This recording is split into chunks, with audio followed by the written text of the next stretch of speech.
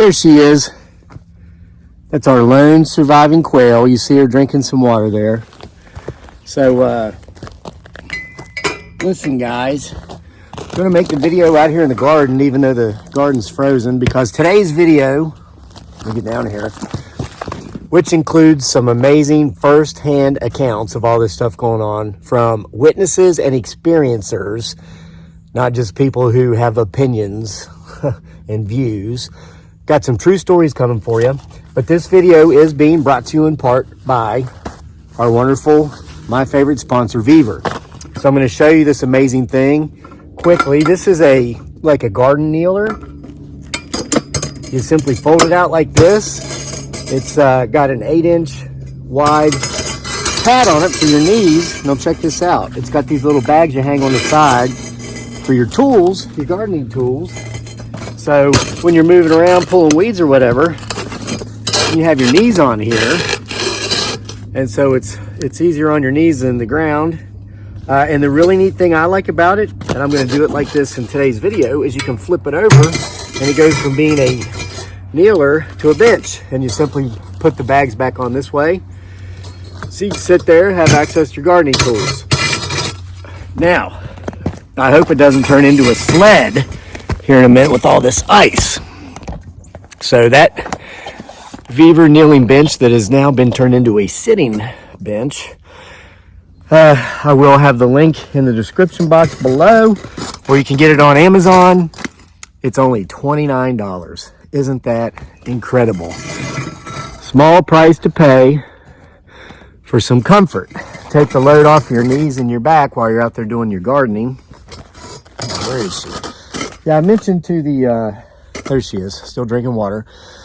It's 9 degrees out here, so I have to bring her water every few hours, of course, because anything that gets left in there is frozen. Quails are actually very winter hardy. They're cold weather hardy animals.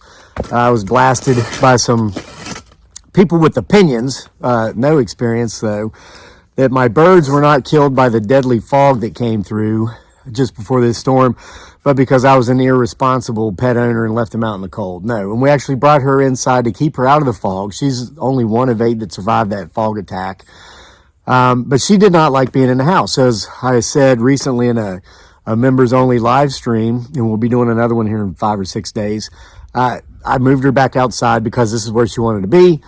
I actually saw 2 quails this morning heading up into the woods to check trail cams to make sure nobody who's not supposed to be around here has not come around. So they're indigenous to the area. They live here, even when it gets cold. So there was the proof in the pudding of that. Not that I owe anybody any excuses. And a lot of those hateful folks just aren't coming around so much anymore because, again, we were right. There was no mass scale alien invasion. There was no false flag so that Joe, creepy Uncle Joe, and his cohorts could implement martial laws. We saw yesterday, as of this recording, President Trump is once again President Trump. So again, it amazes me how so many people actually want really terrible bad things to happen just so they can say they were right, but whatever. So now we're getting back to people who have had actual experiences, and that's part of today's message, and I'll point it out to you. Somebody sent in an amazing email where they pointed it out. I don't know how I've been missing it, but I have been, but I'm going to get to it. I'm going to start out with an email we got overnight, among hundreds of emails we got overnight, from Matthew Smith in England. Matthew writes in response to Tina's story that we shared yesterday, her various stories of her experiences with orbs. That's Tina in Tennessee. Matthew says, in response to Tina's first story, in the 90s, my brother and his friend were driving on a small road at night in the remote countryside in northern England. They both saw what looked like someone jogging in the field ahead of them on the right-hand side of the road. It looked like the jogger was carrying like a red or an orange torch. But then all of a sudden, this light hops over the hedge, bounces off the road, over into the high school field ahead of them, and then it just shoots straight up into the clouds. His brother and his buddy that was with him both looked at each other and said, "Effing Hades, a UFO." So yeah, and this again was in the 90s. So thank you for that. Now we get an email from Elizabeth. Elizabeth writes, yeah, good. no, folks, if you want me to share your stories, but you don't want me to use your name, make sure to point that out in the email. I was afraid Elizabeth, no, she's fine. She says, greetings, Kevin. I'm a fairly new subscriber, Canadian citizen who enjoys your podcast. Should you choose to share this note or parts of it, my name is Elizabeth. All right. So in 2018, Elizabeth writes, I lived in a city in Southwest Ontario and was returning to my flat after viewing a different flat in Burlington. Darkness had overtaken the sky while driving when I noticed a bright object in the sky to my left from my car window. And FYI, I can now shove my papers down in the pockets of this awesome beaver tool, and I'll have to throw them on the ground as I go to the next page and pick them up later. They're going to be right there, all handy dandy, waiting on me. Those go inside, and those are used to start fires in the wood stove. Turning my head, I saw a moving object with 3 colored lights. I had never seen anything of this nature, only the weather satellites. They are stationary with white light. Immediately, I felt this object was not intended for good. The shape was hexagonal. It was definitely moving at a speed similar to my own, which would have been around 80 to 90 kilometers per hour. I commanded it to leave in Jesus' name while looking forward at the road and lowering my speed. No cars were in front of me, so I looked again and it disappeared. Organized religion is not my jam, but I know Jesus is real, and no entity can prosper when his name is invoked. God said our main fight is against evil principalities and powers in high places. I understand this to include evil people, fallen angels, and demons. I have not seen any similar objects since. Certainly, I do believe the drones can either be military or supernatural. She goes on to write about, there was an incident in Switzerland in December of 2024 where there were some sightings, and it was actually reported in a major media outlet over there, and she did include the link for that. So she was backing up her research here. And she recommends a book called A War Manifesto by Chi Hoatian. It was written in 2003. He was a retiring defense minister of China, and this paper was meant to be his retirement speech, but it's been turned into like an essay worthy of study in a book, I guess, because he's talking about weaponizing bio warfare, and about that's how you will be able to greatly depopulate the countries of North America, who pose the only really threat to China militarily. The European Union just wants to bow down and cater to everybody. And then, well, of course, the U.S., now that Donald Trump's back in office, we will bow down to no one. Canada, don't know what's going on up there with their guy who's in and out, seems like every other day. But, yeah, this is a plan.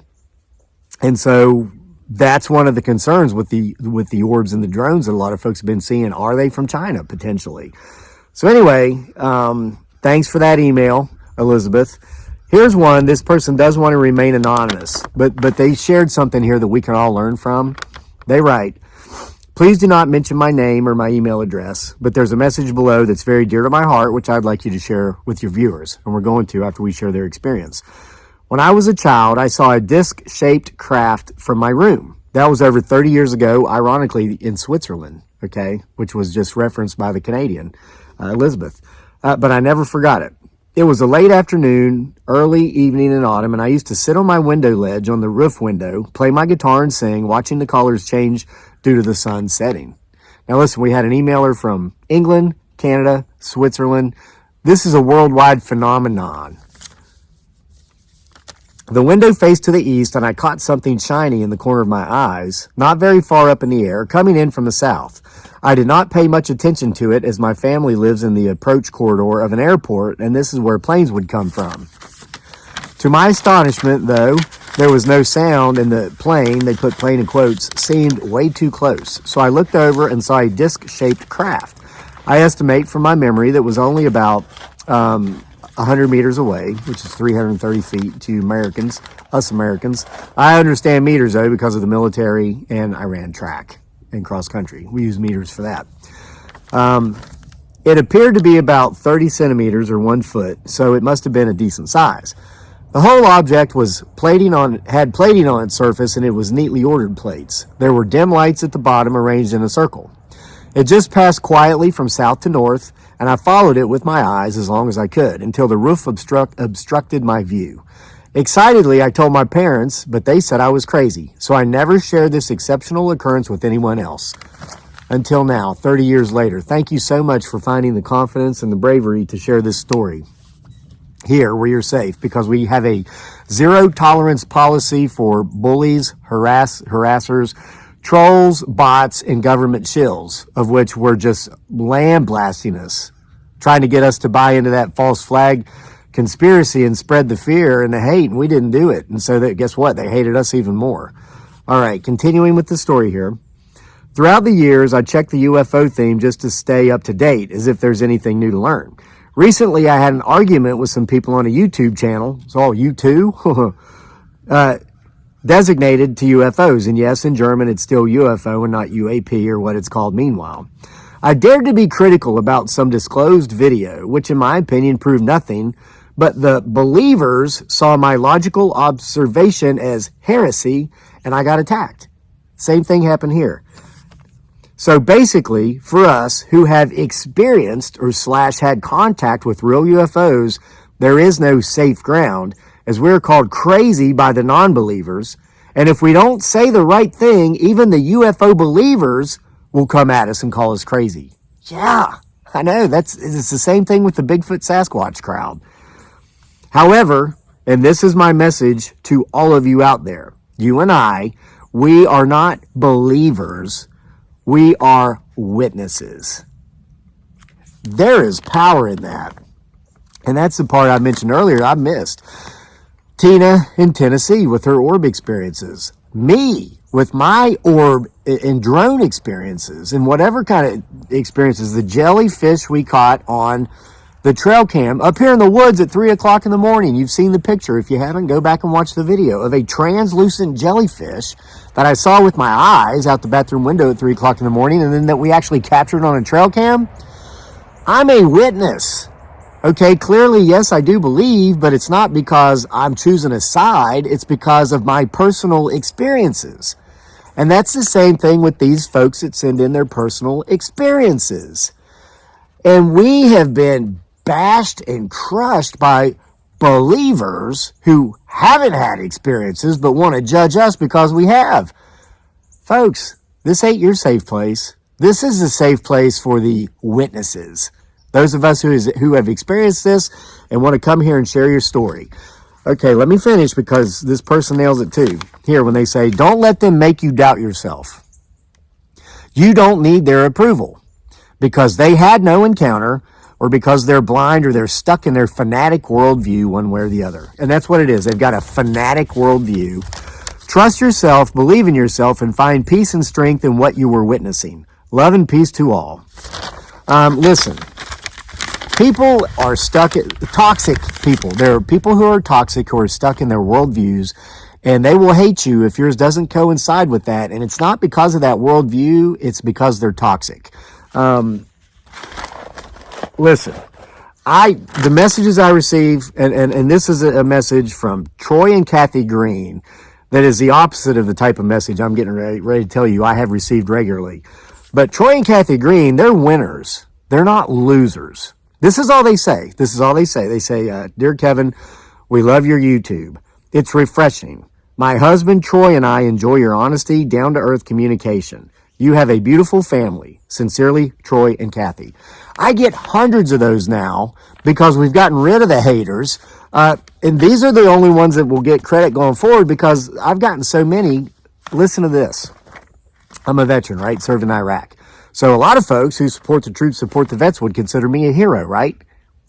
Hey, they'll tell me that until, and get this, actual bona fide emails. I've got dozens of them. People have emailed me and say, wow, you're not who I thought you were. Here I thought you were a hero because you served in Iraq, but then I found out. And again, this is dangerous for me to even say. And people have said this in the comment sections. Okay, no, this is from this person. They emailed me, and in the comment section, they would say, and then I found out you married a person from a different race. You are no hero. I wish you would have been unalived in Iraq. I literally have. So listen to that. I'm a hero when I'm willing to go over to third world countries and kill brown people. But when I'm in a third world country and meet a brown person I fall in love with and bring her home and marry her, all of a sudden I'm not a hero anymore. That's because that person, well, aside from being racist, is clearly also toxic. And listen, here's what it boils down to. With toxic people, I have found they've never known unconditional love. So, of course, they can't give it. You can't give what you've not received. So, you were in the military? You deployed to a combat zone? Oh, I love you. You're a hero. Oh, wait a minute. But I don't agree with interracial relationships, and since you're in one, well, then you're not a hero anymore. Well, that's what you call conditional heroism. I'm a hero in your eyes as long as I fit your worldview to a T, but the minute I don't, I'm no longer a hero. That's because you, ma'am and sir, if you think that way, it's because you're toxic, because you've never received unconditional love. And you see this a lot with politics. We had a birthday party for my son here over the weekend, a couple weekends ago. And the kids were talking, and it's funny because my wife and I are friends with all of these kids' parents, and there were 8 of them here. And something came up about, I was telling the kids, don't trespass. I said, listen, just because out of respect for everybody, but especially we have a neighbor that hates us, hates our guts. And one of the kids said, oh yeah, they hate you because they're a crazy liberal, right? And I said, no, time out. They are crazy and they are liberal, but that's not why they hate us. And I said, I wanted all the kids to hear this. I said, I'm not going to say who, I'm not going to say names, but half of your parents in here are liberals and they vote Democrat. The other half, they're conservative and they vote Republican, right? And the kids are like, yeah. And I'm like, yeah, we're all friends, right? They're like, yeah. And I said, listen, anybody that hates anybody else for any reason doesn't hate them for that particular reason that they think they hate that person for. They hate that person because they're toxic. They're toxic. If you have hate in your heart, you need some severe therapy because you're not hurting the people you hate. They don't care. They go on. They live their lives to the fullest. You know, hey, like me, while, you know, someone that might hate me around here is freezing their butt off in the winter. Last winter, I was in the Philippines for 5 months enjoying the sand. And I don't want to put the cart in front of the horse, but, you know, it's cold. It's 9 degrees here. It's going to be cold for a few more months. We're getting ready to go to some other warmer places too. And don't worry, I'll be filming from location on that. So hate me from your cold environment as much as you desire while I'm enjoying walking through the surf, listening to the ocean and the seagulls, getting a tan. Okay, so I explained to those kids, listen, you might have different views on many things, maybe even UFOs and Bigfoot Sasquatches and all these things, but you don't have to hate the person because they have a different view than you. And if you do, it's not them and it's not their view, and it's not even necessarily your view. It's the fact that you're toxic. And it's probably rooted in the fact that you've never experienced unconditional love. You've never had someone in your life that will love you despite any differences, despite your flaws, despite any past mistakes you've made. And I know this from experience because I come from a very toxic, abusive family of origin where the only thing shown was conditional love. And it was as bad as, you know, even in adulthood. Oh, if you get a job that I don't understand, such as when I was a financial planner, if you leave this labor job where you're making minimum wage, I actually worked in a lumber mill my first year out of college. If you leave this to go pursue a career that we don't understand, even though you say it's going to make you a lot of money, we will not approve and we will withdraw our affection because you're not following the conditions. We will love you as a child. And it wasn't just me, it was my sisters. But if you get outside of our comfort zone or you try to advance yourself, which will make us feel inadequate in your presence, we won't love you. We're just not going to. And don't come around looking for it. So I know what it's like to come from a place that's toxic and abusive and conditional. And it wasn't until my wife, dearly, and our son, Daniel, showed me unconditional love. And it's the first time I've ever gotten it in my life when I realized how powerful that is. And in time, I broke ties with my family of origin. I am happily estranged from them. And these are the types of things we usually only talk about in the members only live stream.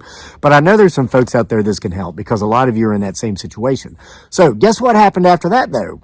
I refuse to allow toxic people, conditional people into my life, even for friendships or mere acquaintances. So once I've identified someone is toxic, they're not allowed in. So once I've identified someone as being not toxic, I welcome them with open arms. My friends group has grown throughout the years. I intentionally keep it small because I am very particular about who I'll let in. But what I've found is that the farther time passes, the longer time passes that I've removed myself from toxic people and toxic situations, the more open I become to recognizing people who are not toxic, people who are my unconditional friends, despite differences with our political views, despite differences with which sports teams we like. You see a lot of toxicity in sports. I shared before about one of my best friends from college. He was a Pittsburgh Steelers fan. I was a Dallas Cowgirls fan.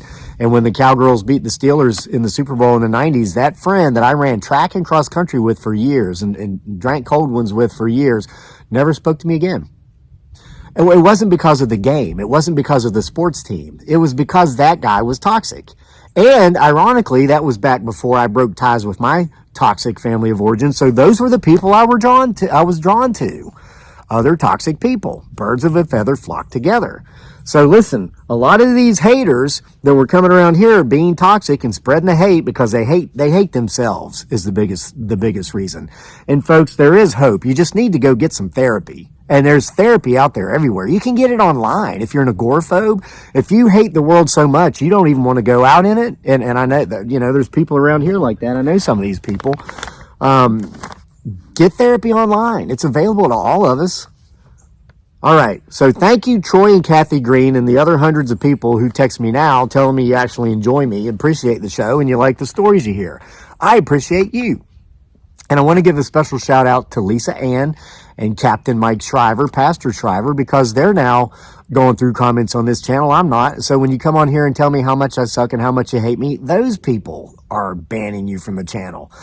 We even had some toxic folks who did feel that they could pay $6 for a membership to come into the membership area and tell me how much I suck and how much they hate me. And guess what? They got banned too. And then they thought because they paid $6 for that, they wouldn't get banned. And hey, go spend your $6 somewhere else. You go give it to somebody else and tell them how much you hate them. But you might be better off putting that towards a therapy bill and getting some therapy. Okay? Now, moving on. This is an anonymous email. Hi, Kevin. I don't know if you're interested in this, but I will share it with you. I would like to remain anonymous, but use it if you want to. I'm 78 years old and I have followed UFO information since I was 16. I dated my high school sweetheart from the time I was 15 to age 20 when we got married. Our marriage lasted 21 years and we have 2 great sons. So this is what happened. Her father was an aerospace engineer. When I was 16, he asked me if I would like to go to a meeting at a church in Philadelphia. The speaker was an engineer/scientist. I do not remember where the church was located in Philadelphia. There were about 75 to 100 people attending the meeting in the church. A man got up to the podium and stated the following. He related that he was working at the White Sands Proving Ground, and one night he decided to go for a walk out in the desert. He stated that he came upon a disc-shaped UFO and that he was invited into the craft. It was telepathically communicated to him, quote, "Do not touch the surface of the disc."